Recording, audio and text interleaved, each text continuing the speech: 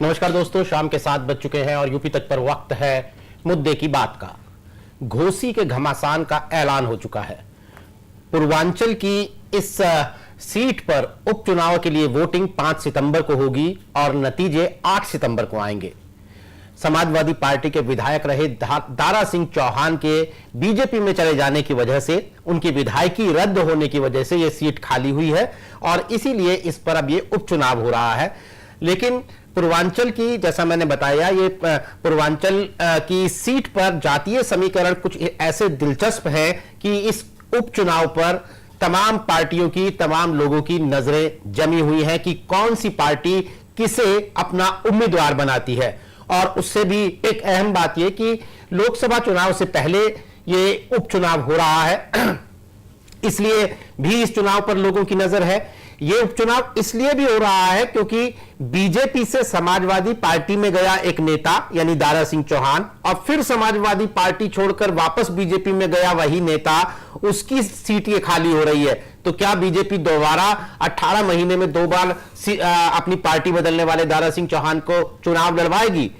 ये सीट, इस सीट पर सबसे ज्यादा मुस्लिम मतदाता हैं, इसके बाद अनुसूचित जाति के मतदाता आते हैं, राजभर और चौहान वोटर्स इस सीट को दिलचस्प बनाते हैं। लेकिन समाजवादी पार्टी से एक ठाकुर नेता का नाम सामने आ रहा है जिसे अखिलेश यादव चुनाव लड़वा सकते हैं, यह भी एक दिलचस्प बात है।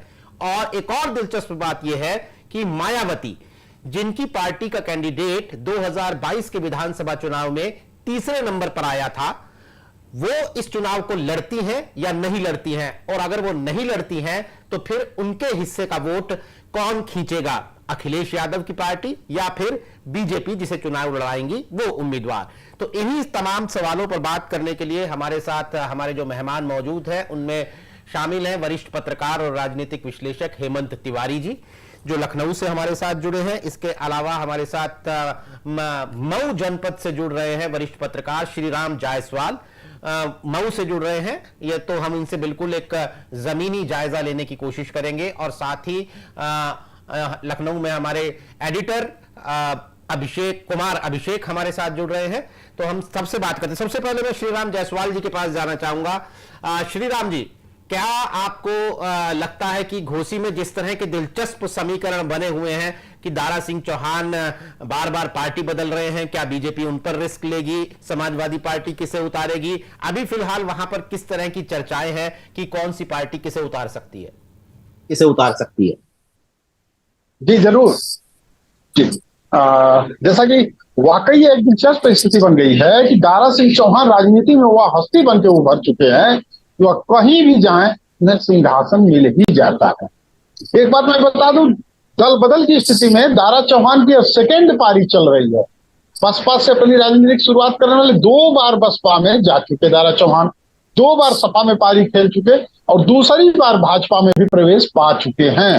और जैसा कि कौन सी ऐसी राजनीतिक ताकत बन चुके हैं दारा सिंह चौहान, व्यक्ति अपने व्यक्तिगत दम पर वह व्यक्ति आज की स्थिति में इस दम पर पहुंच चुका है, जिस पार्टी में जाए स्वेच्छा से लिए जाते हैं और सिंहासन पर ही बैठाए जाते हैं। सिंहासन मैं इसलिए कह रहा हूं, उन्हें राजनीति का मौसम विज्ञानी कहा जाता है। पूर्वांचल में कहा जाता है जिसकी सरकार बननी होती है दारा उधर ही चले जाते हैं, या कयास लगाते हैं लोग कि दारा चौहान जिधर जाते हैं फिर अंदाजे लगने लगता है कि सरकार लगता है अभी नहीं की बनेगी।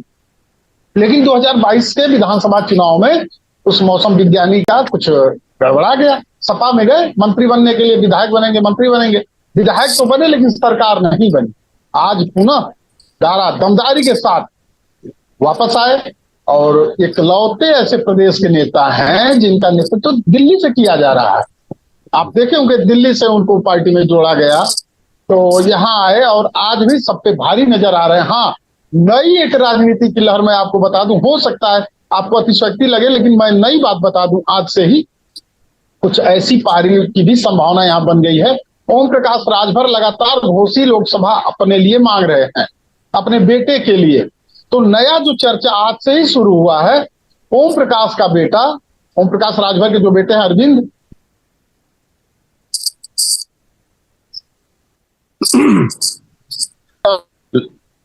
चर्चा यह होने लगी है कहीं ऐसा तो नहीं कि दारा चौहान के लिए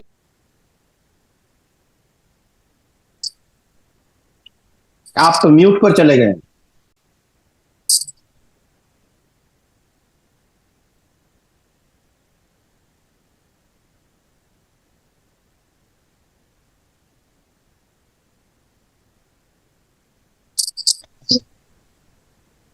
लगता है श्रीराम जायसवाल जी? टूट गया है। जी बताइए। हाँ, कुछ टेक्निकल समस्या आ गई थी। तो मुझे तो लगता है कुछ अंदाज इस क्षेत्र में ऐसे लगने लगे कि दारा चौहान के लिए रेड कारपेट की व्यवस्था भी हो गई है। काफी उम्मीद है, संभावना है कि ओम प्रकाश के बेटे अरविंद राजभर को विधानसभा चुनाव लड़ा दिया जाएगा घोसी में, अभी जो उपचुनाव होने वाले हैं। ऐसे में जो उनकी घोसी लोकसभा की दावेदारी थी अरविंद राजभर की, वह समाप्त हो जाएगी। तो काफी उम्मीद है कि दारा चौहान लोकसभा 2024 के लिए भी आगे बढ़ाए जा सकते हैं। ये कयास है, और हालांकि इस कयास में कहीं कोई कमी नहीं है। यह मजबूत एक चर्चा बन रही है, क्योंकि अरविंद राजभर को एडजस्ट करना है वो प्रकाश की तरफ से, तो विधानसभा लड़ा के और उन्हें मंत्री बना दिया जाएगा। हालांकि अभी जो पिछले सत्र में 2017 से 2022 में भी एक उपचुनाव हुआ था घोसी में, जब फागू चौहान राज्यपाल बने थे बिहार के, तो उस समय यहाँ के उपचुनाव में विजय राजभर उपचुनाव लड़े थे, और जो एक मजबूत ठाकुर नेता सपा से थे सुधाकर सिंह, सिंबल नहीं मिल पाया था सपा का, किन्हीं तकनीकी कारणों से उनका सिंबल का पर्चा नहीं जमा हो पाया था, यही बताया गया जिला निर्वाचन अधिकारी के यहाँ से, और उन्हें साइकिल आवंटित नहीं हुआ, ताला चाबी आवंटित हुआ। उस परिस्थिति में निर्दल का चुनाव चिन्ह लेते हुए भी महज 2000 वोट से सुधाकर सिंह चुनाव हारे थे। विजय राजभर भाजपा से उपचुनाव जीते थे। आज पुनः वही स्थिति बनी है, एक चौहान इस्तीफा दे रहे हैं। काफी उम्मीद है कि अरविंद राजभर भी यह उपचुनाव भाजपा सुभाषपा गठबंधन की तरफ से लड़े। हाँ, सपा की तरफ से एक मजबूत दमदार चेहरा के रूप में सुधाकर सिंह हैं, जो क्षत्रियों के नेता हैं। मैं एक जमीनी बात बता दूं, जो राजनीति से अलग हटके, तो दारा चौहान से यहाँ के मूल भाजपाई नाराज है। वह नाराजगी कितने दिन तक बनी रह सकती है, पार्टी उन्हें संभाल पाती है, नहीं संभाल पाती है। मूल भाजपाई में जाना चाहूंगा तो काडर तो क्षत्रिय हैं, ब्राह्मण हैं, भूमिहार हैं, बनिया हैं, तो ऐसे लोग नाराज हैं। तो अगर पार्टी नहीं संभाल पाई उपचुनाव में, तो क्षत्रिय वोट अगर सुधाकर सिंह सपा से प्रत्याशी होते हैं तो काफी हद तक पाने में सफल होंगे। पिछली बार सिंबल न मिलने की स्थिति में अगर 2000 वोट से सुधाकर सिंह चुनाव हारे थे, इस उपचुनाव में आप अंदाजा लगा सकते हैं कि स्थिति क्या हो। बिल्कुल। हम हेमंत जी के पास भी आएंगे, लेकिन एक बार कुमार अभिषेक से भी कि कुमार अभिषेक, आपके पास क्या सूचना है कि कौन उम्मीदवार हो सकता है किस पार्टी का? क्योंकि बहुत ही दिलचस्प, श्रीराम जी ने तो एक पर्चा खोल दिया है जिसमें बीजेपी की तरफ से दारा चौहान भी है, अरविंद राजभर भी है, विजय राजभर भी है। बीजेपी की तरफ से एक लंबी फहरिस्त इन्होंने संभावित उम्मीदवारों की बता दी है। आपके पास क्या सूचना है?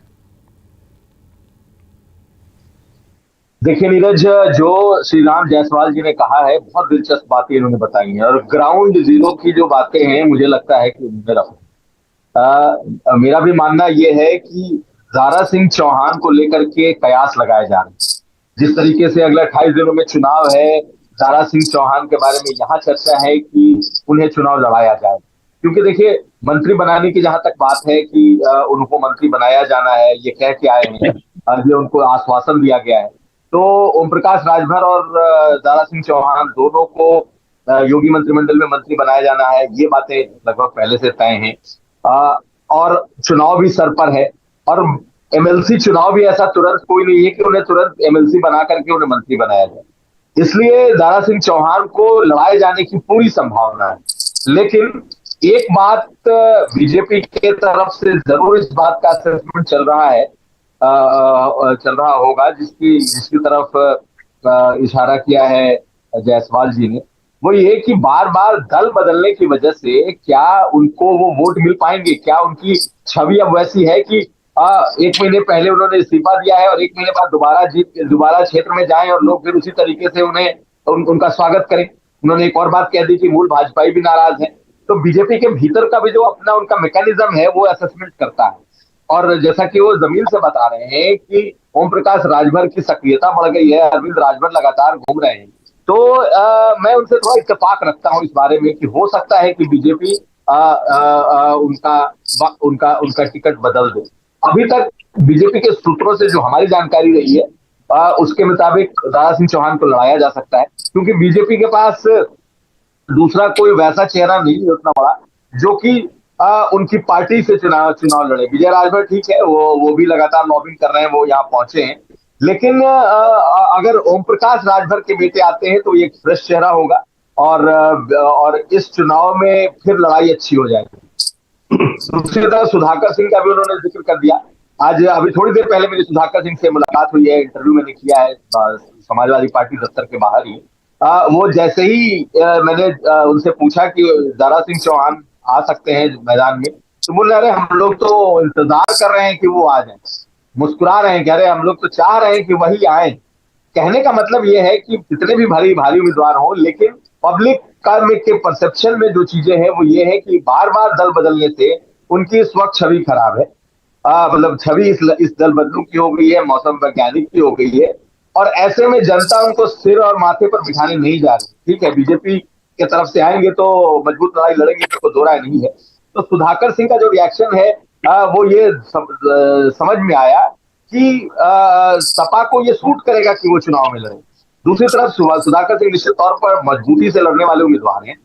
पुराने सपाइये, दिग्गज सपाइये कह लीजिए। समाजवादी पार्टी जब बनी तो उसके फाउंडर मेंबर्स में से एक रहे हैं, मुलायम सिंह के करीबी रहे हैं। और अगर दारा सिंह चौहान आते हैं तो ये मान लीजिए कि फिर जो बीजेपी का एक कोर वोट बैंक इस वक्त बना हुआ है ठाकुरों का, वो बहुत हद तक शिफ्ट हो सकता है। 80,000 से ज्यादा मुसलमान हैं, 60,000 के आसपास वहां पर अगर दलित है, तो वहां का जो जातीय और ये समीकरण है ना, ये भी अपने आप में बहुत ऐसा है कि कोई एक तरफा ये नहीं कह सकता कि वो जीत लेगा। लेकिन अभी श्री राम जायसवाल जी को सुनने के बाद मुझे लगता है कि निश्चित तौर पर वहां कुछ भी हो सकता है। या तो दारा सिंह चौहान को लड़ाया भी जा सकता है, और नहीं तो ओम प्रकाश राजभर के बेटे पर भी बीजेपी दांव लगा सकती है। लेकिन क्या अब एक साल कभी नहीं इंतजार करना पड़ेगा कि ये पार्लियामेंट की सीटें लड़े? लेकिन हमारे पास यही इंफॉर्मेशन है कि बीजेपी के भीतर से कि दारा सिंह चौहान को लड़ाया जाए। और इस तरफ से भी है कि सुधाकर सिंह की मुलाकात कल अखिलेश यादव से हुई भी है। एक तरीके से उनकी पूरी टीम इस वक्त यहाँ पर बैठी हुई है, कहीं ना कहीं टिकट के लिए लॉबिंग भी चल रही है। अखिलेश यादव ने अभी बहुत उनको ग्रीन सिग्नल नहीं दिया है, वो भी जातीय समीकरण नाप रहे हैं कि कौन उतरेगा तो किसे उतारेंगे। लेकिन निश्चित तौर पर सुधाकर सिंह मजबूत कैंडिडेट है, कोई दो राय नहीं है। और आज उन्होंने इंटरव्यू में ये भी कहा कि अखिलेश यादव चाहे जिसको भी भेज टिकट देंगे, हम लोग उनको जिता करके भेजेंगे। तो बहुत मामला साफ नहीं है, लेकिन एक जो बात उन्होंने कह दी कि ओम प्रकाश राजभर के बेटे भी हो सकते हैं, ये निश्चित तौर पर दिलचस्प होने वाला है। बिल्कुल, हमारे एक दर्शक हैं आलोक पुंडीर, वो ये कह रहे हैं कि टिकट देगी। हम हेमंत जी, हम स्क्रीन पर भी जो एक जातीय समीकरण चलता हुआ देख रहे हैं, उसमें राजपूत वोटर तो बहुत ही नीचे है, उनकी तादाद 15,000 के आसपास एक अनुमानित संख्या है। तो हमारे कई दर्शकों की ये जिज्ञासा है कि अगर सुधाकर सिंह का एक ठाकुर नेता का नाम आगे चल रहा है, तो क्या समीकरण बनते हैं कि समाजवादी पार्टी उन्हें टिकट देगी? और वैसे भी 2019 का उपचुनाव उन्होंने बहुत मजबूती के साथ लड़ा था, तो जब उनकी अपनी जाति के वोटर तो इतने कम है, तो फिर वो समाजवादी पार्टी के साथ क्या समीकरण बनाते हैं, या क्यों उनका नाम आगे है? देखिए, घोसी सीट बहुत ही विचित्र प्रकार की है, यानी मामला बड़ा दिलचस्प यहाँ होगा दोनों लोगों के लिए, यानी भाजपा के लिए भी और समाजवादी पार्टी के लिए। तो कैंडिडेट्स के सिलेक्शन में सुनिश्चित रूप से जो अद्यतन स्थितियां हैं वो देखी जाएंगी। और सुधाकर सिंह की बिरादरी रिपोर्ट भले कम हुई, लेकिन सुधाकर सिंह वहां से विधायक रहे हैं और मुश्किल तमाम 17,500-1800 वोट से हारे थे जब फागू चौहान ने इस्तीफा दिया था और विजय राजभर को कैंडिडेट बनाया था भारतीय जनता पार्टी। तो दावा उनका मजबूत है, इसमें कोई शक नहीं। लेकिन उनका मजबूत है उसका बहुत सुस्पष्ट कारण है। कारण यह है कि वहां का जो कास्टिफिकेशन है वो समाजवादी पार्टी के पक्ष में जाता है, मतलब थोड़ा सा अपर हैंड समाजवादी पार्टी का रहता है। करीब 22-22,500 हजार वोट से 2022 के इलेक्शन दारा सिंह चौहान जीते थे तब, जबकि उनके अपने सजातीय वोट और मुस्लिमों वोट बहुत वहां निर्णायक होते हैं। पर इन सबके बीच वहां सबसे बड़ा कारक जो प्रत्यक्ष रूप से चुनाव परिणाम को प्रभावित कर सकता है, वो ये देखना है कि क्या मायावती यानी बहन जी बसपा का कोई कैंडिडेट उतारती हैं। और अगर मायावती ने आजमगढ़ लोकसभा का जो उपचुनाव था उस तरह का कोई खेल किया, भाजपा के बगलगीर होने जैसी स्थिति उत्पन्न की, तो आप समझ लीजिए फिर अखिलेश यादव जो नए इम्तिहान में जा रहे हैं, जो पिछड़ा दलित और अल्पसंख्यक का उनका एक बड़ा अपना कंसेप्ट है, जिसको बहुत जोर शोर से जिस पे अमल करने की तैयारी कर रहे हैं, उसको बड़ा झटका लगेगा। कैंडिडेट कोई हो, सुधाकर सिंह का कैंडिडेचर उधर से मजबूत है और इंडिविजुअल उतना मैटर नहीं करता, जातियां मैटर करती हैं पूर्वांचल में, खासतौर से आजमगढ़, घोसी, जौनपुर और बलिया या अगल बगल के और जिले हैं, मऊ, इन जिलों में, मऊ जिला तो मऊ जिले की ये सीट है, तो जातियां मैटर करती है, इंडिविजुअल की नाराजगी गैर नाराजगी बहुत ज्यादा मैटर नहीं करता। ऐसी सूरत में मेरा ये मानना है कि अभी भी, हालांकि जान लीजिए कि चाहे वो प्रकाश राजभर लाए गए हों भारतीय जनता पार्टी में, मतलब समर्थन है उसके पक्ष में खड़े होने के लिए, चाहे दारा सिंह चौहान लाए गए हों, इन दोनों को लाने के पीछे सबसे बड़ी जरूरत भारतीय जनता पार्टी की 2024 के पार्लियामेंट्री इलेक्शन को लेकर कि इनके सजाती वोट उनके साथ रहे। और आपको याद होगा कि 2019 में भारतीय जनता पार्टी यहाँ चुनाव हार गई थी, ये सीट बीएसपी को मिली थी। ऐसी सूरत में ये देखना बहुत जरूरी होगा कि बीएसपी कोई कैंडिडेट लाती कि नहीं लाती है। बीएसपी के कैंडिडेट को 2022 में मुझे लगता है कि जावेद इकबाल थे या कोई ऐसे कैंडिडेट उनके थे, जावेद इकबाल ही मेरे ख्याल थे, उनको अच्छे खासे वोट मिले थे। वसीम इकबाल थे, वसीम इकबाल थे, वसीम इकबाल 56,000 के करीब वोट, 56,000 के आसपास उनको वोट मिले थे। तो आप सोच लीजिए जिस असेंबली सेगमेंट में 85,000 के आसपास, 80,000 से ज्यादा मुस्लिम वोटर हों, वहां अगर बीएसपी फिर वसीम इकबाल को ला देती है तब क्या स्थिति होगी? तब मुझे लगता है वही स्थिति होगी जो आजमगढ़ बाई इलेक्शन में आपको ध्यान होगा गुड्डू जमाली को कैंडिडेट बना करके मायावती ने दांव खेला था, जिसका सीधा सीधा फायदा भारतीय जनता पार्टी को मिला। ऐसी सूरत में वहां का परिणाम इस बात पर तय करेगा कि बीएसपी क्या स्टैंड रहता है। दूसरी बात, अगर बीएसपी कैंडिडेट नहीं देती है तब क्या होगा? तब जो मुस्लिम वोटर्स हैं उनका जितना अधिक वोट, हालांकि बहुत अच्छा वोट पड़ने का रिकॉर्ड घोसी सीट का नहीं रहा है, पिछली बार मुझे लगता है कि 2022 में 42-44% से अधिक वोट नहीं पड़ा था। और अगर वोट पड़ गया, मुस्लिमों का वोट पड़ गया कायदे से, जिसके आसार हैं, तब भारतीय जनता पार्टी को वहां बहुत कठिन स्थितियों से गुजरना पड़ सकता है। और अगर मायावती कैंडिडेट नहीं दिया तो कोई बात नहीं, लेकिन वहां एक बात और देखने की, अगर मायावती कैंडिडेट नहीं देती हैं तो अगर 85,000 मुस्लिमों में जितने वोट ठीक ठाक पड़ते हैं उसका अधिकांश vote Samajwadi party candidate Sudhakar Singh या जो कोई हो उनको मिलेगा। वहीं दलित वोटों की संख्या भी वहां 65-70,000 के आसपास है।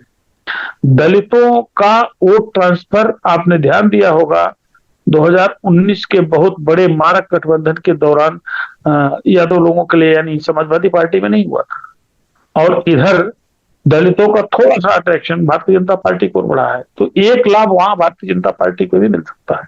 70,000, 65-70,000 मामूली नहीं होते हैं। और अगर कैंडिडेट आ गया तो फिर ये देखने वाली बात होगी, फिर उनका एक लाइन जो अगर खाली पीडीए को देखें, जिसका मेरे ख्याल में पहला इम्तहान होगा, जो फार्मूला पीडीए का लेकर आए हैं अखिलेश यादव, तो अगर आंकड़ों के हिसाब से देखें तो टोटल वोटर जितने घोसी में है उसके आधे वोटर 50% वोटर पीडीए में आ जाते हैं, यानी पिछड़ा दलित और मुस्लिम इसमें आ जाते हैं। लेकिन यही स्थिति है, देखना सबसे महत्वपूर्ण होगा। कैंडिडेट्स कौन हो ये अलग विषय हुआ, लेकिन ये देखना होगा मायावती कैंडिडेट वहां लेकर के आती है कि नहीं आती हैं, और क्या मायावती कोई मुस्लिम कैंडिडेट देती हैं, ये बात है। दूसरी चीज, मुझे अभी भी लगता है कि दारा सिंह चौहान को चुनाव भारतीय जनता पार्टी लड़ाएगी। दारा सिंह चौहान से कुछ लोग नाराज हैं, तो बहुत दारा सिंह चौहान की पॉलिटिक्स वहां बहुत लंबे समय की है। बहुजन समाज पार्टी में रहते हुए सांसद रहे, और उसके बाद भारतीय जनता पार्टी में, फिर समाजवादी पार्टी में दूसरी बार गए। तो अपनी खुद के इलाके में उनकी अच्छी खासी पकड़ है, और मेरे ख्याल में मऊ जिले के बड़े प्रमुख नेताओं में माने जाते हैं व्यवहार से। और एक चीज ध्यान रखिएगा, जो मेरा अपना खुद का तजुर्बा है, दारा सिंह चौहान को पिछड़े वर्ग से कहीं ज्यादा अपर कास्ट को लोग पसंद करते हैं। जायसवाल जी हैं, ये बताएंगे, उनका खुद का अपना इस तरह का व्यवहार है, लोगों से मिलना जुलना उठना बैठना है। तो खाली ये घोसी असेंबली सेगमेंट ही नहीं, पूरे मऊ जिले की पॉलिटिक्स को प्रभावित करते हैं।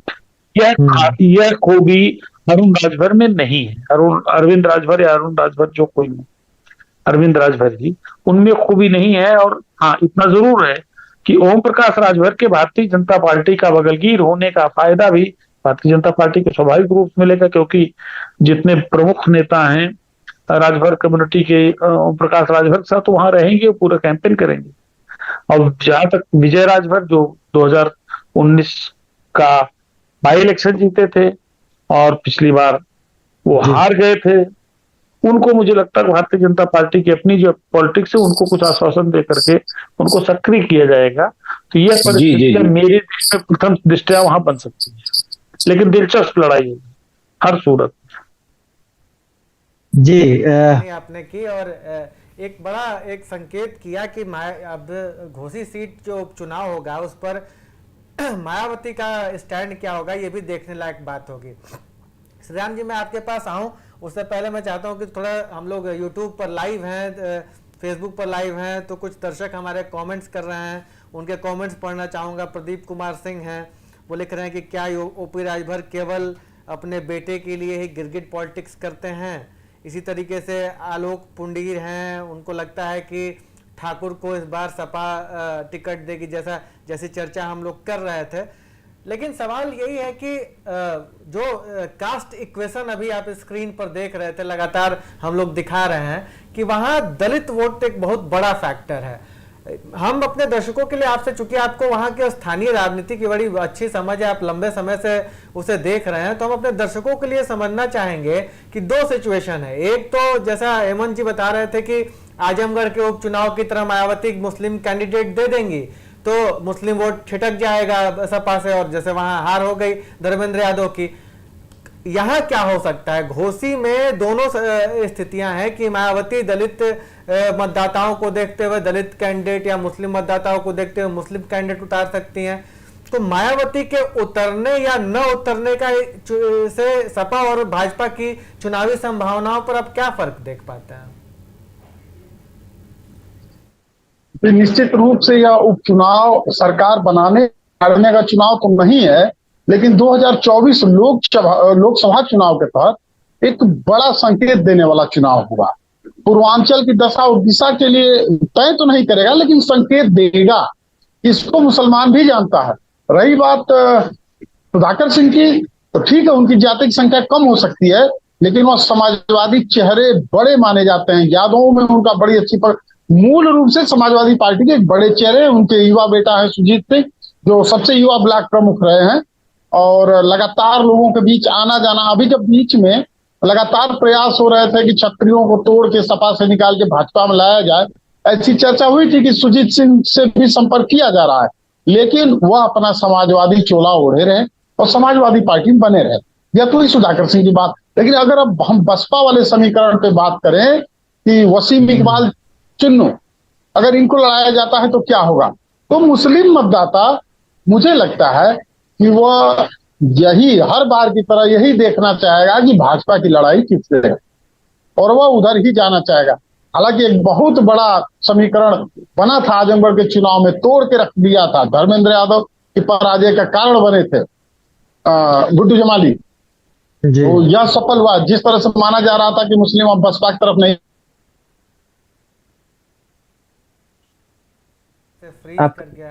फिर से फ्रीज कर गया। गुड्डू जमाली का इतना बेहतर चुनाव लड़ना। जी सर। हाँ, तो जिस तरह से लगता था कि बसपा जो है वह भाजपा की बी टीम बन चुकी है, उसके बावजूद आजमगढ़ में गुड्डू जमाली का इतना बड़ा प्रदर्शन किसी भी कयास को ध्वस्त कर गया। लोग मान रहे थे कि मुसलमान जमाली को वोट नहीं देगा, धर्मेंद्र के साथ जाएगा, लेकिन बड़ी संख्या में जमाली का मत पाना ही निरहुआ दिनेश यादव की जीत का कारण बना। तो इससे नकारा नहीं जा सकता कि वसीम इकबाल अगर बनते हैं प्रत्याशी बहुजन समाज पार्टी के तरफ से, तो वह काफी कुछ असर करेंगे, और जो भी करेंगे सपा के ही ऊपर करेंगे। ऐसे में तो भाजपा की जीत सुनिश्चित हो जाएगी। तो जिन लोगों को लगता है कि नहीं भाजपा को रोकना है, वह तो मुझे नहीं लगता है कि गुड्डू जमाली की तरफ, वसीम इकबाल की तरफ जाएंगे। वह सुधाकर की तरफ ही होना चाहेंगे। और उपचुनाव हालांकि बसपा या किसी को भी देखिए, जनता भी बहुत महत्वपूर्ण नहीं लड़ती है, लेकिन यह सेमीफाइनल होगा 2024 लोकसभा का। ऐसे में सभी लोग प्रदर्शन अच्छा करना चाहेंगे, लेकिन बसपा अगर आ जाती है लेके इकबाल चिन्हों को, वो प्रभावित करेंगे, और प्रभावित वो सपा को ही करेंगे। अगर बसपा प्रत्याशी नहीं लाती है, तब उसका लाभ दोनों लोग पाएंगे। एक तो मुसलमान सपा की तरफ पूरी तरह से एकजुट हो जाएगा, दूसरी अनुसूचित जाति का काफी बड़ा हिस्सा 70 से 80% पोलिंग वोट का भाजपा की तरफ ही जाएगा, या उम्मीद की जा सकती है। जी, तो कुमार अभिषेक जी, बड़ी इंटरेस्टिंग बात है कि मायावती अगर मुस्लिम कैंडिडेट देंगे तो सपा को नुकसान हो जाएगा, और नहीं देंगी तो जो दलित जाति का एक बड़ा हिस्सा भाजपा अपने पक्ष में ले जाएगी। तो दोनों स्थितियों में भाजपा का कोई नुकसान होता नजर नहीं आ रहा है।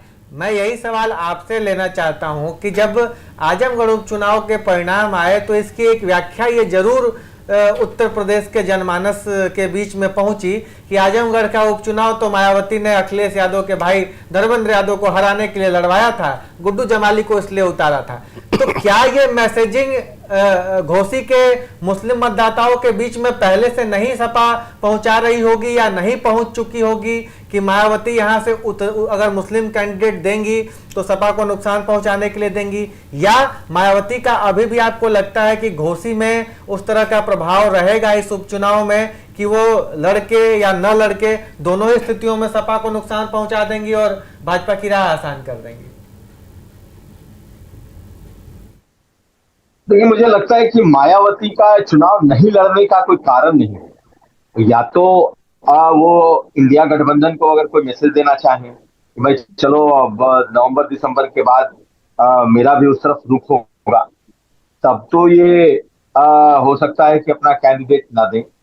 लेकिन अगर मायावती ने जिस तरीके से तीसरे विकल्प की बात कही है उनकी पार्टी की तरफ से, और उन्होंने power of balance of power की जो बात कही है, अगर ये दोनों उनके दिमाग में चल रहा है तो वो अपना कैंडिडेट जरूर दें। इसमें कहीं कोई मुझे नहीं लग रहा है कि दो राय। और ये बात की अगर वो देंगी तो मुझे लगता है कि फिर वहां पर मुस्लिम कैंडिडेट ही देंगे। और वसीम चुन्नू जिनकी बात कर रहे हैं, मजबूती से चुनाव लड़े थे।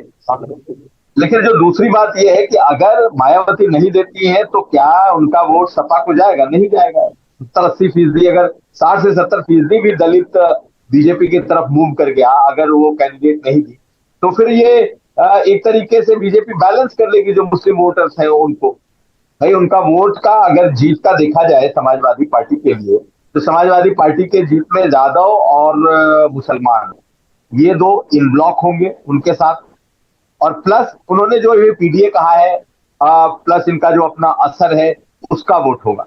और अगर हम श्रीराम जायसवाल जी की बात माने कि 60 से 70% दलित फिर बीजेपी की तरफ शिफ्ट हो जाएंगे, तब फिर ये लड़ाई तो आमने सामने की होगी और इसमें फिर कोई भी जीत सकता है। लेकिन मायावती अगर सचमुच अच्छे से लड़ गई तो समाजवादी पार्टी के लिए ये तो नुकसान होगा। ये बात कि गुड्डू जमाली का लड़ना सिर्फ हराने के लिए था, मैं ऐसा नहीं मानता। वो मायावती का एक प्रयोग था कि क्या उनके साथ मुस्लिम वोटर लौटता है कि नहीं।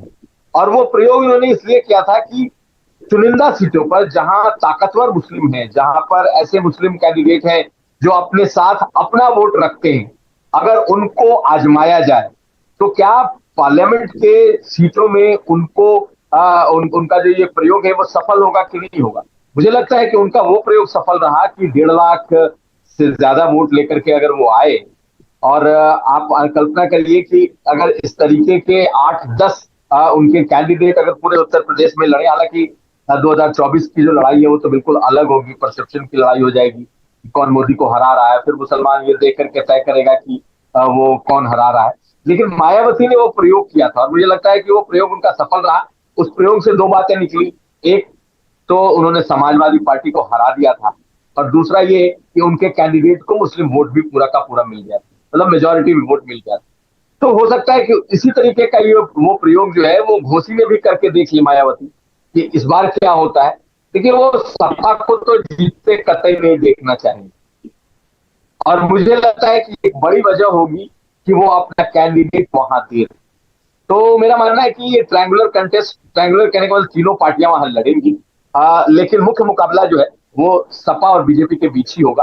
और अगर दारा सिंह चौहान लड़ते हैं तो उनके खिलाफ बस एक चीज है, और वो एक चीज है उनका दल बदल करने में माहिर होना, उनका मौसम वैज्ञानिक होना, तुरंत चुनाव कराया जाना। लोगों में कितना उत्साह रहता है, मुझे लगता है उदासीनता ज्यादा होगी। तो बहुत सारी चीजें हैं, और एक चीज और हमें ध्यान रखना चाहिए कि ये जो उपचुनाव होते हैं ना, ये जितने पार्टियों के चुनाव होते हैं उतने ही सरकार के भी होते हैं। और सरकार का जो मशीनरी है, सरकार की प्रशासनिक तंत्र है, ये बैक ऑफ माइंड सबके होता है। इसलिए सरकार चुनाव हारना चाहेगी क्या, ये बड़ा प्रश्न है। तो कुल मिलाकर के मुझे लगता है कि जो भी चुनाव होगा दिलचस्प होगा। जैसा कि हेमंत जी ने बताया कि उनको लगता है कि दारा सिंह चौहान ही लड़ेंगे, तो हम लोगों ने भी यही कहा है कि भाई बीजेपी के भीतर जो चर्चा है वो तो यही है कि दारा सिंह चौहान को लड़ाया जाए, वो जीते और आकर के मंत्री बने। तो मैं तो ये देख रहा हूं, लेकिन हो सकता है कि श्री राम जायसवाल जी की बात भी सच निकल आए। बड़ी रोचक क्रिएट होता नजर आ रहा है घोसी विधानसभा उपचुनाव में हेमंत सर। हालांकि ये तो जनता के हाथ में है कि सरकार चाहे या न चाहे, जनता चाह लेगी हराना तो हरा ही देगी।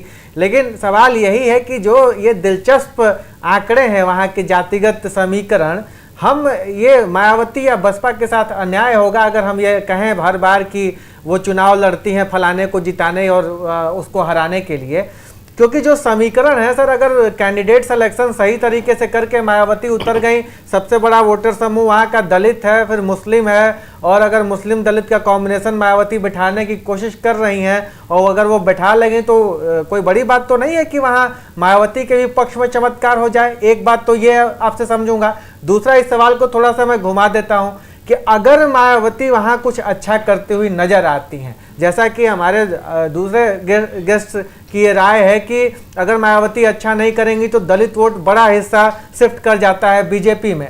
अगर मायावती अच्छा कर देती हैं तो ये दलित वोट की शिफ्टिंग तो बीजेपी में जाने से रुक जाएगी। फिर तो वहाँ पूरा समीकरण मुस्लिम यादव इधर और राजभर चौहान उधर, बीच में राजपूत वोट है जो डिसाइडिंग फैक्टर बन जाएगा कि किसकी नैया पार होगी। इस पर आपकी क्या राय है? नहीं, इस तरह के सवाल तो बनते हैं और स्थितियां भी ऐसी बन सकती हैं, लेकिन उससे ज्यादा महत्वपूर्ण एक बात मुझे समझ में आती है कि अगर मायावती कैंडिडेट वहां उतारती है जिसके प्रबल आसार है और वो कैंडिडेट मुस्लिम होता है, तो कई और चीजें इससे खुलेंगी। यह प्रयोग हो सकता है 2024 के पार्लियामेंट्री इलेक्शन के परिप्रेक्ष्य में भी कहीं न कहीं से कोई संकेत या संदेश देने वाला हो। अभी आपने कहा कि मायावती क्यों चाहेंगी, मायावती को फीसद आपने ध्यान दिया होगा बहुत बुरी तरीके से गिरा है। सीट की बात नहीं करते, सीट में तो मुझे लगता है कि बसपा के स्थापना के बाद का सबसे घटिया प्रदर्शन 2022 का रहा है। लेकिन महत्वपूर्ण क्या रहा, जरा इसको भी देखिएगा। 2022 के असेंबली इलेक्शन में कम से कम 40 से 45 आप लोगों ने भी कैलकुलेट किया था, हम लोगों ने भी इसको कैलकुलेट किया था, पढ़ा था, कुमार अभिषेक जी को एकदम जुबानी याद होगा। हाँ, 40 से 46 ऐसी 45 सीटें थी जहां प्रत्यक्ष रूप से मायावती की मौजूदगी और जो इनका कैंडिडेचर जो दिया इन्होंने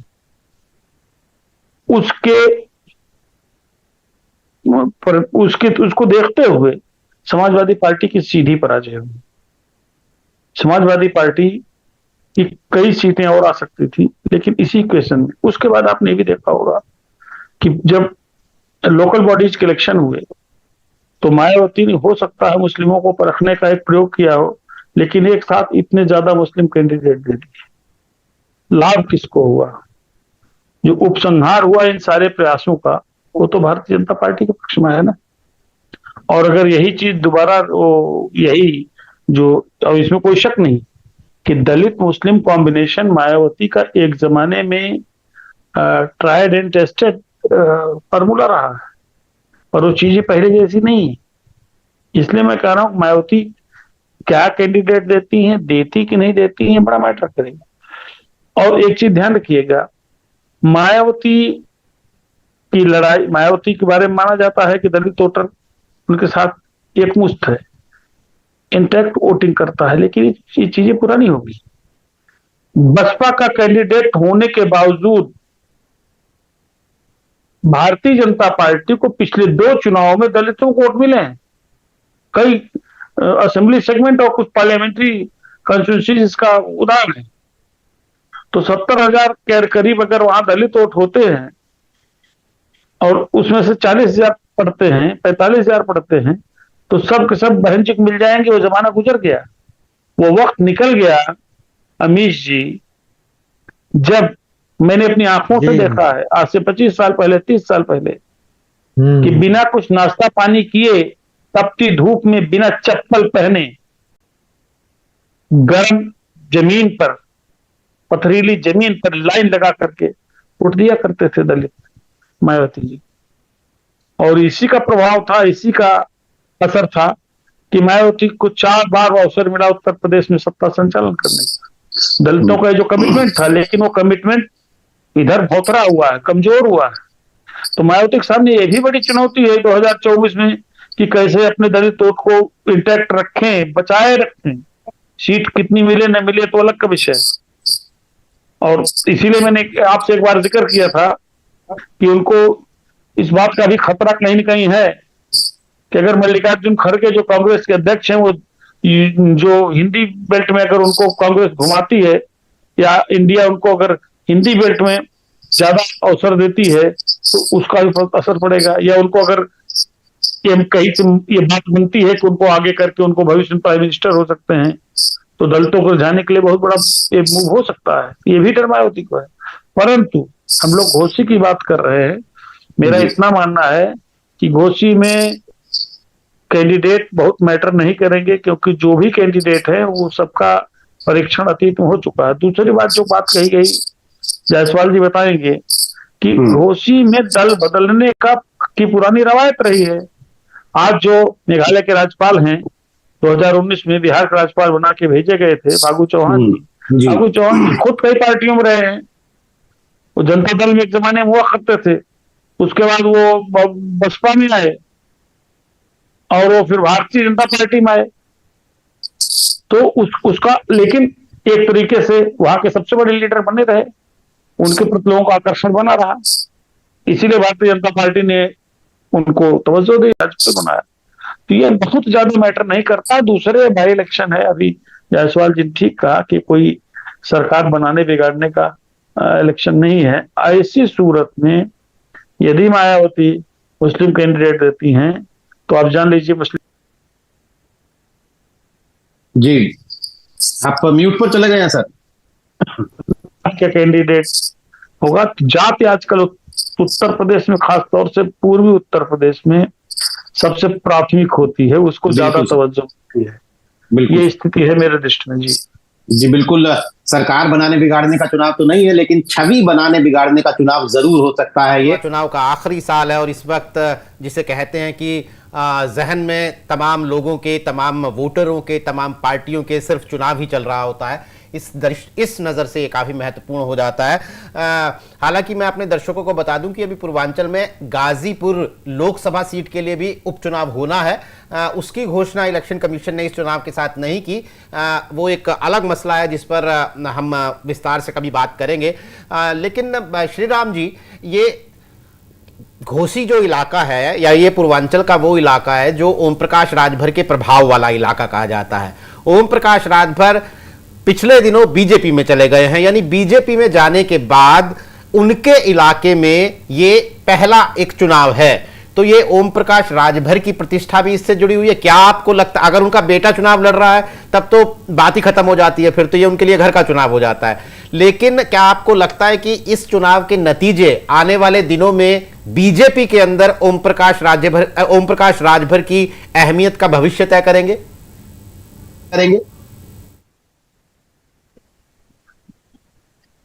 जी, निश्चित तौर पर यह चुनाव अगर उनके बेटे को टिकट मिल जाता है तब तो उनकी लड़ाई हो गई, लेकिन अगर नहीं भी मिलता है तो उनकी अगली परीक्षा तो होगी। इसी के आधार पर वो घोसी में अपनी दावेदारी और मजबूत कर सकेंगे। जैसा कि माना जा रहा है कि घोसी उनकी पहली पसंद है। मांगने को तो गाजीपुर भी मांग रहे हैं, लेकिन गाजीपुर मिलता है नहीं मिलता है, क्या खेल होता है, तो अभी बात घोसी की हो रही है। तो घोसी में उनकी बड़ी भूमिका रहेगी। मैं चूंकि यहाँ ग्राउंड जीरो से रिपोर्ट कर रहा हूं, तो मेरे मन में आया कि अगर एक विषय पे मैं चर्चा न करूं तो वह नाइंसाफी होगी खुद मेरी भूमिका के प्रति। बसपा को इतना कमजोर भी नहीं आंका जा सकता। नगर पालिका चुनाव को हम देखें तो मऊ नगर पालिका परिषद इस जनपद की एकमात्र नगर पालिका थी, और यहाँ आयन मौके पर सपा ने अपने पुराने प्रत्याशी, पुराने नेता जिनको लोकसभा चुनाव तक लड़ा चुकी है, अरशद जमाल, इनका टिकट काट देती है और नए प्रत्याशी को उतारती है। वह बसपा से हाथी चुनाव चिन्ह लेके आते हैं, और प्रदेश में मुझे लगता है सबसे अधिक मत पाने वाले चेयरमैन हुए, जो 70,000 वोट प्राप्त किए नगर पालिका चुनाव में। 70,000, जितना वोट पाके कोई एक विधायक बनता है उतना वोट बसपा के अरशद जमाल पाए। तो अब हम दूसरी बात करते हैं। घोसी में मुसलमान और अनुसूचित जाति के मतदाताओं की हम बात कर रहे थे कि वह बसपा के साथ आएंगे तो क्या फर्क पड़ेगा। उसी घोसी विधानसभा में लगभग 25,000 पोलिंग वोट भूमिहार बिरादरी की है। 20 से 25,000 वोट पोलिंग वोट है भूमिहार बिरादरी की। और अतुल राय इस समय घोसी से सांसद हैं। उनके प्रतिनिधि गोपाल राय लगातार जनता के बीच बने रहते हैं। तारीफ नहीं कर रहा हूं, लेकिन एक चर्चा होनी चाहिए। तो ऐसा व्यक्ति जो आज भी सांसद की कमी इस घोसी में अखरने नहीं देते हैं, निरंतर जनता के बीच में रहते हैं। और घोसी में जो नगर पालिका का चुनाव हुआ था उसमें भी बसपा की तरफ से मजबूत किए। तो उपेक्षित अगर वहां भूमिहार बिरादरी अपने को महसूस करती है, कल्पनाथ जी का यह नगर है, वहां से तमाम लोग रहे हैं और भूमिहारों की अच्छी तादाद है, भूमिहार के अच्छे नेता हैं। तो अगर गोपाल राय या अतुल राय सांसद की तरफ से, जो अभी नैनी जेल में बंद हैं, अगर यह समीकरण कहीं से खो गया, मुसलमान, अनुसूचित और भूमिहार, तो हम त्रिकोणात्मक लड़ाई की भी उम्मीद कर सकते हैं घोसी में। बिल्कुल, ये काफी दिलचस्प बात बताई है श्री राम जी ने। बिल्कुल जमीनी जो वहां की समीकरण बन रहे हैं वो वाकई बहुत दिलचस्प बन रहे हैं। और अगर हम फेस वैल्यू पर जाते हैं कि जो परंपरागत वोटर हैं अगर वो अपनी अपनी पार्टियों के साथ चले जाते हैं तो ये लड़ाई बहुत दिलचस्प हो जाती है। ओम प्रकाश राजभर पर सवाल मैं कल भी आपसे लेना चाहता था कुमार। मैं आपसे ये जानना चाहता हूं कि ओम प्रकाश राजभर के बीजेपी में भविष्य के लिए ये चुनाव कितना महत्वपूर्ण है? बेहद महत्वपूर्ण है। बहुत ही फैनफेयर के साथ आए हैं। आए ही नहीं है, लाए भी गए हैं। ऐसी स्थिति में लाए गए हैं जब योगी का विरोध है। सीएम योगी उनको बहुत उनके लिए पॉजिटिव नहीं थे, लेकिन वो लाए गए और वो भी शीर्ष नेतृत्व से लाए गए। और लाए जाने के पीछे कोई वजह ऐसी नहीं है कि आप उस वजह को नकार देंगे। दरअसल ओम प्रकाश राजभर ने सिद्ध किया है कि पूर्वांचल का चुनाव बगैर उनके बीजेपी के लिए जीतना मुश्किल है, और ये 2022 में उन्होंने सिद्ध करके दिखा दिया है। और यही ओम प्रकाश राजभर, हालांकि बीजेपी पे ही सवार होकर के आज वो ओम प्रकाश राजभर बने हैं, तो वो भी एक बहुत बड़े मौसम वैज्ञानिक हैं। जैसे दारा सिंह चौहान से गलती हुई 2022 में, वो नहीं माप सके, ओम प्रकाश राजभर भी नहीं माप सके। कि ये दोनों सोच रहे थे कि हम लोग तो किंग मेकर बनेंगे, लेकिन जनता ने उस वक्त कुछ और मैंडेट दे दिया। ओम प्रकाश राजभर के लिए ये चुनाव इतना अहम है और पूर्वांचल इतना अहम है कि उनका सब कुछ कह सकते हैं दांव पर है। उनका अपना करियर, उनके बेटे का करियर, उनकी पार्टी का करियर, तीनों चीजें। और ये बीजेपी के साथ साथ ओम प्रकाश राजभर को भी के लिए भी चुनाव जिताने की जिम्मेदारी, या फिर दारा सिंह चौहान लड़े। और यही वजह है कि ओम प्रकाश राजभर एक तरीके से इस चुनाव में रात दिन एक ही। उनको मालूम है, जिस बात की ओर अभी इशारा किया है जायसवाल जी ने, कि वहां पर बसपा का भी एक ट्रायंगल हो सकता है। ये दोनों नेता बसपा से निकले हुए नेता हैं, मतलब बहुत पहले निकल गए थे ओम प्रकाश राजभर, और ये तो अभी 2 चुनाव पहले आए हैं। तो जो बसपा अगर मजबूती से वहां लड़ती है तो निश्चित तौर पर ठीक है, फायदा बीजेपी को होगा। लेकिन बीजेपी का बड़ा कोर वोट बैंक है भूमिहार पूरे इलाके में। कल्पना सराय का इलाका है, घोसी से लेके बलिया, गाजीपुर, आप ये सब जगह देख लें, इनकी तादाद अच्छी है ऐसे। और अतुल राय की बात इन्होंने की, ठीक है अतुल राय इस वक्त जेल में बंद है, लेकिन अतुल राय का अपना प्रभाव है और अतुल राय की एक फैन फॉलोइंग भी है। जेल में 500 साल उन्होंने गुजार दिया है, लेकिन जैसा कि उन्होंने बताया कि उन्होंने कमी नहीं महसूस होने दी है अपने सांसद के होने की। तो कुल मिलाकर के मुझे ये लग रहा है कि ये सबों के लिए जो है ना जीवन मरण का सवाल होने जा रहा है। बीजेपी के लिए भी, ओम प्रकाश राजभर के लिए भी, दारा सिंह के लिए भी, समाजवादी पार्टी के लिए भी। ऐसी स्थिति में ये एकमात्र ऐसा चुनाव होकर उभर के आएगा जो 2024 के पहले सबके लिए लिटमस टेस्ट, और ओम प्रकाश राजभर के लिए खास तौर पर है, क्योंकि अगर इस बार नहीं लड़े तो पार्लियामेंट लड़ेंगे, अगर इस बार लड़ गए तो पार्लियामेंट जिताने की जिम्मेदारी होगी, अगल बगल की सीट मांगेंगे। तो इस बार वो अपना 100% नहीं 200% देंगे, और मुझे लग रहा है कि दारा सिंह भी लड़े तो उनके लिए भी अगर जीत के लिए कोई आदमी सबसे ज्यादा लालायित होगा या जिताना चाहेगा वो ओम प्रकाश राजभर ही होंगे। अब देखिए क्या होता है, लेकिन ट्रायंगुलर स्थिति बन सकती है। हमारी चर्चा में इतनी चीजें निकल करके आ गई हैं कि मुझे लग रहा है कि ये सचमुच ये बहुत दिलचस्प होने जा रहा है। को एक बात बता दूं जो मुझे शुरू में बतानी चाहिए थी कि घोसी वो जिला है जिसकी सारी विधानसभा सीट बीजेपी हारी थी 2022 में। वो या तो समाजवादी पार्टी ने जीती या फिर समाजवादी पार्टी के गठबंधन में उस वक्त ओम प्रकाश राजभर जो थे वो उनके हिस्से में आई थी। या क्लीन स्वीप किया था विपक्ष ने। 2019 का लोकसभा भी हार चुकी 2019 का लोकसभा भी यहां से बीजेपी हार चुकी है। अच्छा, मधुबन में फागू चौहान, रामविलास चौहान जीते। हाँ, फागू चौहान के लड़के जीते वहां से। हाँ, रामविलास चौहान। अच्छा, एक सीट जीते हैं। हेमंत जी, मैं आपसे भी ने कहा और आप मुस्कुराए थे कि ओम प्रकाश राजभर जो है वो योगी आदित्यनाथ की मर्जी के बिना या कम से कम कहें कि उनकी रजामंदी नहीं थी, लेकिन वो आ गए बीजेपी में। तो ये पार्टी के अंदर के नरम गरम रिश्ते भी चुनाव पे कोई असर डाल सकते हैं क्या? नहीं, नीरज में थोड़ा करेक्शन कर दूं। मैंने रजामंदी उनकी हुई, हाँ, रजामंदी हुई, मैं सही शब्द का इस्तेमाल नहीं कर पाया, लेकिन वो बहुत जिसे कहते हैं कि रेड कारपेट कम से कम उनकी तरफ से नहीं बिठाया गया। हाँ, मतलब कहने का मतलब है कि रजामंदी उनके बाद ही मिली, क्योंकि पहले उन्हें योगी आदित्यनाथ को अपने तरफ से बहुत सारी सफाई क्लैरिफिकेशन देना पड़ा, आगे इस तरह की बातें नहीं करेंगे, ये तमाम बातें हुई। लेकिन केंद्र चाहता था, शीर्ष नेतृत्व चाहता था कि वाया योगी आदित्यनाथ ही आए और अपनी जितनी इनके गिले शिकवे योगी आदित्यनाथ के हैं वो दूर करके तब आए। और जब यहाँ से ग्रीन सिग्नल मिला तब दिल्ली ने उन्हें लाया। लेकिन ये बात जरूर है कि मुख्यमंत्री योगी आदित्यनाथ जल्दी किसी को बहुत गलत करने पर माफ नहीं करते हैं, और जिस तरीके का भाषण, जिस तरीके की बातें उन्होंने उनके लिए पर्सनल तौर पर कही थी, मुझे लगता है कि शीर्षस्थ नेताओं के दबाव के बगैर योगी कभी मानते। जी हेमंत जी, आपकी टिप्पणी। देखिए, एक बात जानिएगा, भारतीय जनता पार्टी इतनी सारी एक्सरसाइज क्यों कर रही है? बाई इलेक्शन है, एक बहुत सामान्य सी अवधारणा है कि बाई इलेक्शन खासतौर से असेंबली का अगर हो तो सरकार का कुछ अपर हैंड स्वाभाविक रूप से रहता है। बहुत ऐसे कारण है जिसपे हम आप सामान्य तौर पर चर्चा नहीं कर सकते, तो वो बहुत बड़ा टेंशन मुझे लगता है उनके लिए नहीं है। भारतीय जनता पार्टी पिछले कुछ महीनों से डेस्परेटली एक बहुत जरूरी इशू पे काम कर रही है। ये लोग क्यों लाएंगे? सीधी सी बात है, जिन ओम प्रकाश राजभर ने उसी घोसी जिले में, उसी मऊ जिले में भारतीय जनता पार्टी के लिए लिटरली मां बहन की गालियां, वो क्यों आए?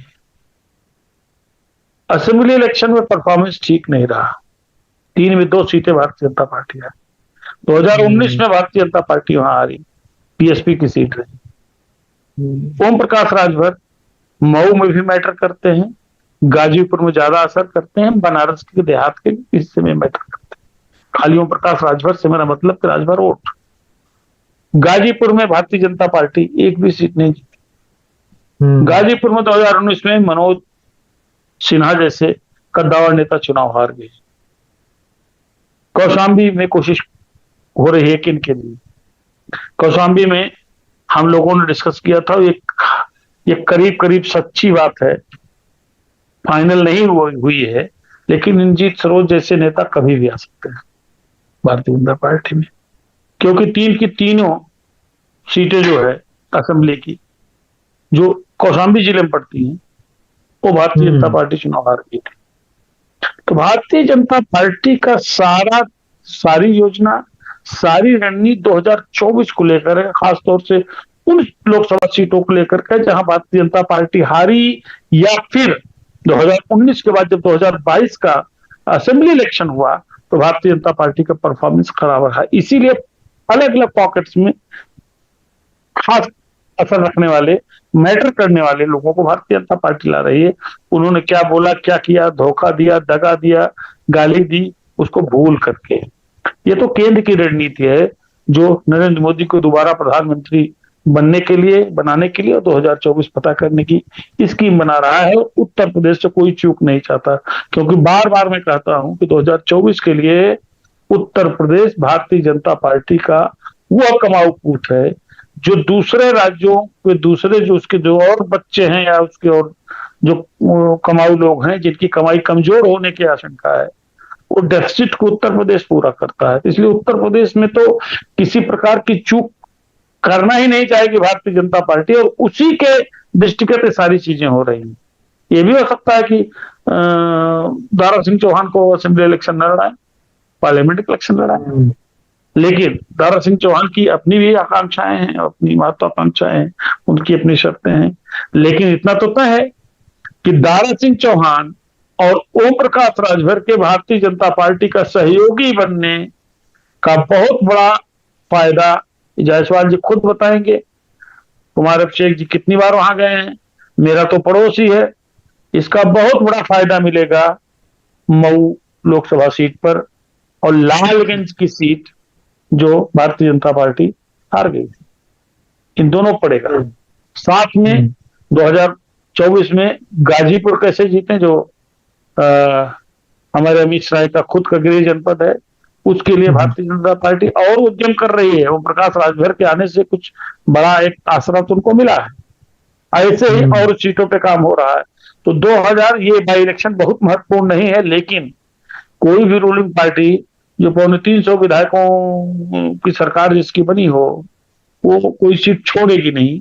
और बाकी क्वेश्चन जो सामान्य तौर पर दिख रहे हैं वो इतने बुरे नहीं हैं, क्योंकि हाँ एक बात जरूर है कि इस बाई इलेक्शन के बाद एक बात चर्चा अवश्य होगी कि अखिलेश यादव जिस फार्मूले पे चल रहे हैं, मैंने पहले भी कहा था फिर कह रहा हूं, अखिलेश यादव का जो सपना है पीडीए, पिछड़ा दलित और अल्पसंख्यक, उसका क्या नतीजा होता है, उसका क्या परिणाम होता है, ये देखने वाली बात है। जी हेमंत सर, आपने बड़ी बात सही कही। गाजीपुर के पीडीए का भी जिक्र किया।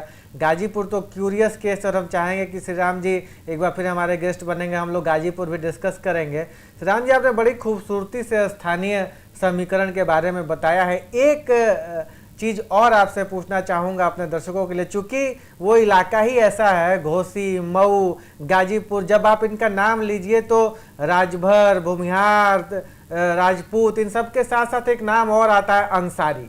अंसारी परिवार का दबदबा इन जिलों में देखने को मिला है पिछले चुनाव दर चुनाव कई साल से।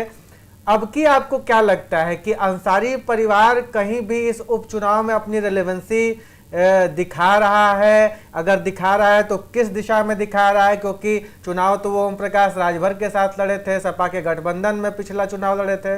अब उनकी पॉलिटिकल पोजीशनिंग किधर है? अंसारी परिवार किसके साथ है? जी निश्चित रूप से यह एक बड़ा सवाल और बड़ा महत्वपूर्ण सवाल। हेमंत तिवारी सर और कुमार अभिषेक सर दोनों लोगों को बताना चाहूंगा, और सभी लोग जाने, दर्शक भी जाने, और कुछ छुपा नहीं है। अंसारी परिवार पूर्वांचल में बड़ा रसूख रखता था। इस पूर्वांचल की दशा दिशा तय करने वाला यह परिवार हुआ करता था। लोग इनसे जुड़कर अपने को बड़ा महसूस करते थे। मैं बताऊं, अकेले मऊ गाजीपुर की स्थिति यह थी कि कोई त्योहार ऐसा नहीं बीतता था, हिंदू का हो मुसलमान का हो, कि होर्डिंगों पे अंसारी परिवार की फोटो न हो। हर व्यक्ति अपने साथ लगाता था, जो भी चर्चित होता था अंसारी परिवार। आज के डेट में लोग कन्नी काटने लगे। मैंने एक स्टोरी लिखी थी एक बार कि भाई को जान बताने से कतराने लगे लोग। जिस तरह से पुलिसिया कार्रवाई होती रही है इधर कुछ दिनों में, कुछ वर्षों से, अब तो स्थिति यह है कि जो उनके साथ उनकी ही कमाई खाते थे, उनसे जुड़कर खाते थे, वो अभी अपने को कमल का फूल वाला बैनर लगाते हैं। मतलब खुद भाजपाई कार्यकर्ता कंफ्यूज है कि भैया आप कब आ गए, आपकी ज्वाइनिंग कब हो गई, आप कैसे आ गए। इस तरह के लोग भी हैं। और वो केवल हिंदू चेहरा ही नहीं, मुसलमान चेहरा भी। मुझे तो एक दिन आश्चर्य हुआ, मऊ में एक व्यक्ति मिला और कहा कि अभी कौन मुसलमान लाए गए हैं भाजपा में, भाजपा उनके तरफ नाम ले रही है कि आएंगे मेरे साथ। सर सर कुछ नाम आता है ना, एक इन मुसलमानों को साथ में लाया, पसमानदा मुसलमान क्यों पदाधिकारी बनाए गए हैं और उनको नहीं पता। उन्होंने मुझसे कहा कि मैं पदमानसा का पदाधिकारी हूं। हमको पदमानसा क्या हुआ भाई? तो बोले भाजपा ने मेरी एक खेल अलग से गठित की है। तो अभी तो आप विधायक जी के साथ थे। बोले भैया उस दिन बीत गया। तो लोग कन्नी काटने लगे हैं और खुद अंसारी परिवार भी इस समय अपनी बचाव की मुद्रा में है। और रही बात, तिवारी सर ने एक बात ओम प्रकाश के विषय में कही थी, निश्चित रूप से स्तरहीन विरोध किया था ओम प्रकाश राजभर ने पिछले चुनाव में, 22 के चुनाव में भाजपा का। उस विरोध का राजनीति में कहीं कोई जगह नहीं बचती है। माई बहन की गाली भीख मंगवा देंगे, गोरू चरवा देंगे, इस स्तर तक ओम प्रकाश गए थे। और लोगों को लगने लगा था कि भाजपा में तो इनकी वापसी नहीं होगी। लेकिन भाजपा की भी अपनी मजबूरी है। उन्होंने जितने राजभर नेता पैदा किए हैं, चाहे वो खुद कैबिनेट मंत्री अनिल राजभर हो या फिर विजय राजभर हो, केवल अपनी जान ही बचाने की स्थिति भी हो पाता है। भाजपा को कहीं से लाभ नहीं पहुंचा पाते अपनी बिरादरी की तरफ से। तो ऐसे में निश्चित रूप से ओम प्रकाश राजभर भाजपा की मजबूरी है, क्योंकि वो अपने समाज का 90% वोट का मालिक आज भी ओम प्रकाश राजभर बना हुआ है। तो ऐसे में भाजपाई किस मुंह से विरोध करेंगे अपने नेताओं का कि आप ओम प्रकाश को मत लीजिए। रही बात ओम प्रकाश के प्रभाव की, तो चंदौली, बलिया, गाजीपुर, आजमगढ़, लालगंज और सलेमपुर, घोसी, इन सारी सीटों पर, पूर्वांचल के लगभग दर्जन भर से अधिक लोकसभा सीटों पर व्यक्ति का लाख लाख वोट तक का प्रभाव है। यह नकारा नहीं जा सकता। विधानसभा चुनाव में कोई विधानसभा की सीट इस पूरे पूर्वांचल के 22 जनपदों में ऐसी नहीं होगी जहां ओम प्रकाश राजभर 15 से 20 हजार वोट प्रभावित न कर सके। तो ऐसे में क्यों नहीं लाएंगे भैया? कहते हैं ना देहात में एक कहावत है कि कमाऊ पूत के लात भी सहना पड़ता है। तो ऐसे में ओम प्रकाश राजभर आज के डेट में कमाऊ पूत बन चुके हैं। उन्हें बर्दाश्त करना ही होगा भाजपा को, और ओम प्रकाश राजभर ही भाजपा को लाभ देने की स्थिति में है। दारा चौहान नो डाउट केवल एक सीट पे प्रभाव कर सकते हैं। मैं बता दूं, जो मुझे लगता है कि ओम प्रकाश राजभर दर्जन भर से अधिक सीट पे प्रभाव छोड़े। जी बिल्कुल, काफी महत्व तरीके से श्री राम जी ने हमें घोसी विधानसभा सीट के और उस पूर्वांचल के उस इलाके के समीकरण और वहां के उतार चढ़ाव बताए। वाकई ये चुनाव बहुत दिलचस्प होने वाला है। उपचुनाव है, सरकार बनाने बिगाड़ने का चुनाव नहीं है, लेकिन जैसा मैंने कहा कि ये छवि बनाने या बिगाड़ने का चुनाव जरूर है। इसलिए तमाम पार्टियां, खासतौर पर बीजेपी और समाजवादी पार्टी, अपनी पूरी जी जान लगाकर इस चुनाव को लड़ेंगे। 5 सितंबर को चुनाव होना है, 8 सितंबर को नतीजे आने हैं, यानी तकरीबन 1 महीने का वक्त बाकी है। हम घोसी के उपचुनाव से जुड़ी तमाम खबरें, अभी वहां पर कैंडिडेट घोषित होंगे, प्रचार शुरू होंगे, स्टार प्रचारक पार्टियों के जाएंगे, तमाम राजनीतिक गतिविधियों पर यूपी तक की नजर बनी रहेगी और हम आपको हर छोटी बड़ी राजनीतिक घटना से रूबरू करवाते रहेंगे घोसी उपचुनाव की। आज कार्यक्रम में शिरकत करने के लिए श्री राम जायसवाल जी, हेमंत तिवारी जी, कुमार अभिषेक, आप सभी का बहुत बहुत शुक्रिया। तमाम दर्शकों का आभार। आज के लिए